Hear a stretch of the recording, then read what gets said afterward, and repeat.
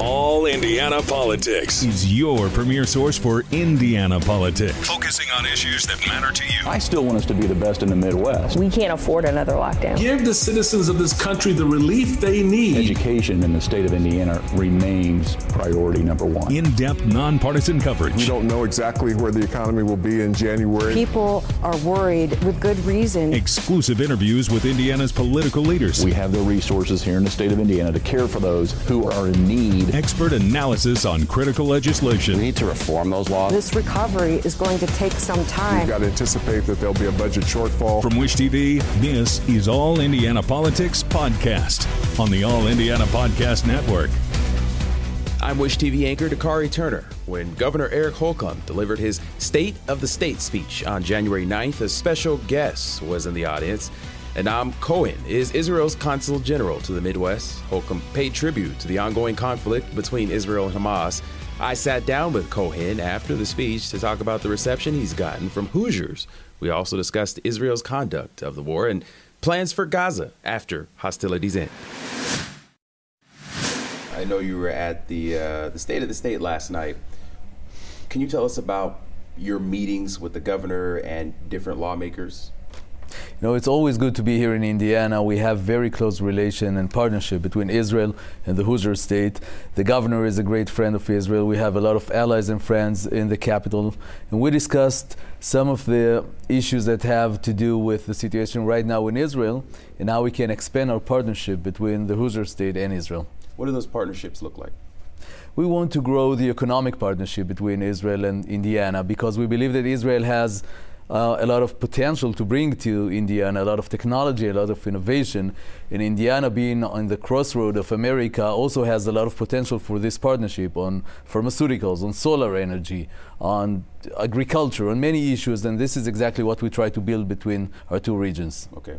You got a special introduction. He stopped his speech to recognize you and the situation in Israel. What did that mean to be welcomed in that way? That was very heartwarming, and I'm very grateful to the governor for his friendship. For many years with the state of Israel, with me personally, that was very meaningful to me because, it's not only about me, it's about my country. And Israel has been going through very difficult situation in the past months because of the terror attack that we've experienced and the war. And receiving this welcome from the governor here in Indianapolis means a lot to us. In the Hoosier state, there are a lot of people in different areas that will often fly the flag of Israel. When you talk about that reception, not just from the governor and lawmakers, but from everyday people, and I'm sure throughout the Midwest, where you have territory at, what does that kind of reception mean from everyday people? This is very true because the friendship and I would say the alliance between Israel and the United States, and specifically between Israel and Indiana, is not based only on the relations between the governments, between the administrations. It's a friendship between the people. And I think that this is a friendship and a partnership that is based on our shared values. We both believe in freedom and democracy. And I think that when people here in Indiana look at Israel, that's exactly what they see. And this is where the support to Israel comes from. Okay. I do want to shift to the war, if we can talk about that just a little bit. Obviously, it's been very trying for your country and the people there. What has everyday life looked like since October 7th? Thank you. October 7th for us was a monumental day in terms of, the terror attack that we experienced, the biggest terrorist attack in the history of Israel. It was also the biggest killing of Jews since the Holocaust. We're talking about 1,200 people who got killed on a single day. We're a very small country. If you compare the numbers to the American equivalents, it's like 40,000 Americans getting killed on a single day in a terrorist attack. This is something big. We have never experienced such a thing, and we of course need to respond. So since October 7th, Israel has been engaged in a war against the terrorist group of Hamas, with the goal to eradicate their terrorist capabilities and to make sure that they're unable to attack Israel again, to attack our communities, to kill our civilians, as they did on October 7th. Okay. Yesterday, as you know, Secretary of State Antony Blinken and Prime Minister Netanyahu met, and essentially the Secretary of State He stopped short of saying it, but he advocated for a two-state solution, something the prime minister has been opposed to. What do you think is, what is your reaction to that, and is that a viable solution? We want to see Palestinian sovereignty. We want to see the Palestinians living with coexistence, with Israel. But in order for that to happen, they first need to recognize Israel, to accept the existence of the Jewish state. And what we saw on October 7th is the opposite. As President Biden himself said, what Hamas is trying to do is to annihilate the state of Israel and to kill as many Jews as they can. And while Hamas continues to control the Gaza Strip, and while Hamas continues to have strongholds in the West Bank, this is very dangerous. So we need to make sure that the radical elements are disappearing, are gone from the Palestinian society, and if we want to build a future of peace and coexistence with our neighbors, with our Palestinian neighbors. Okay. Are you aware of any of the ongoing efforts to negotiate the release of hostages? Are you aware of where that situation stands? Yes, this is probably the most important thing right now for us.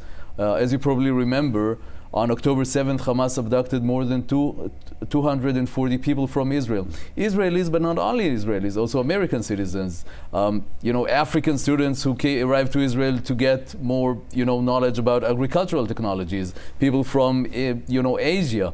Many have been abducted, some have been released, but right now there is still more than 130 hostages held by Hamas in the Gaza Strip in dire conditions, among them women, children, the elderly. Just a few days ago, Hamas released a footage of some of the women hostages. They're all wounded, looking terrified.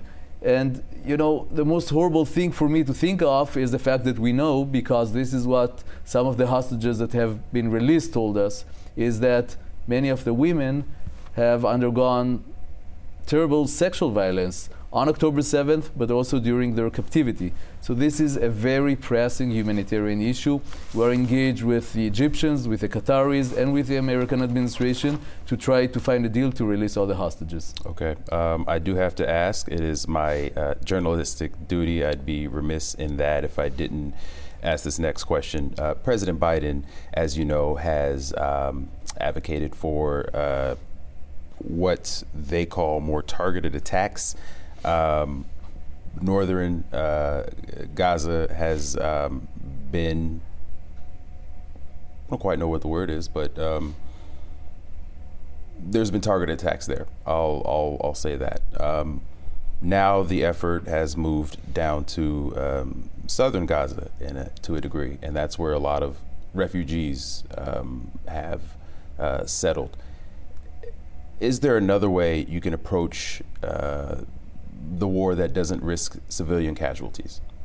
The October 7th terrorist attack against Israel and the war that followed brought a lot of tragedies, both to Israel. There's hundreds of thousands of Israelis who had to leave their homes on the border with the Gaza Strip and in our northern border because of the threat of the terrorists, and hundreds of thousands of Gazans had to leave their homes because of the war.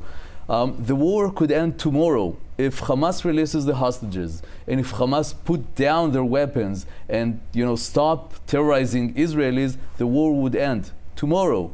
On October 6th we had a ceasefire. In the last 20 years we had 8 ceasefires with Hamas. All of them were broken by Hamas. Hamas broke the last ceasefire on October 7th with this heinous terrorist attack. So yes, there's a lot of tragedy also in the Gaza Strip. I recognize that. A lot of civilians are suffering. We do whatever we can to avoid and to mitigate the harm that is done to civilians.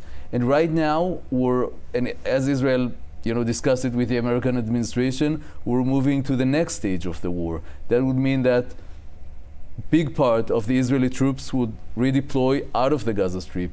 There would be more room for humanitarian support for the people in Gaza, while we will continue to operate in very targeted operations that are aimed against the Hamas infrastructure and Hamas leadership in the Gaza Strip. Okay. I do have to press you on that a little bit.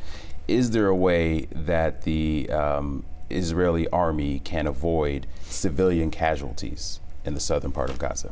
Yes, there's no guarantee for that ever. War is a horrible thing, and the war that that is happening right now in the Gaza Strip is a very complicated one because it happens in urban spaces, because Hamas is hiding behind civilians. They're hiding behind civilians in schools, they're hiding behind civilians in hospitals, they're hiding behind civilians in mosques, in worship places, and they're hiding behind civilians in residential buildings.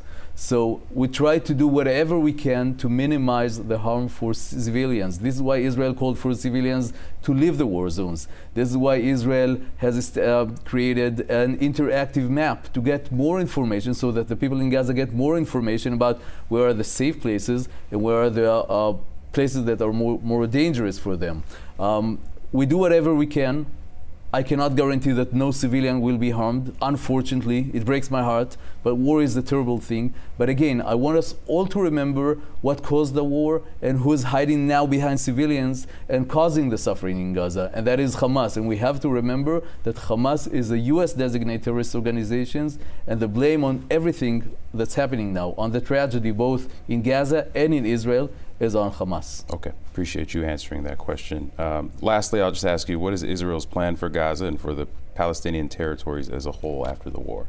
This is probably the most important question now, because what we want to make sure that happens after the war, and this is what President Biden said too, is that Gaza will not be controlled anymore by Hamas, because a terrorist organization cannot rule a territory.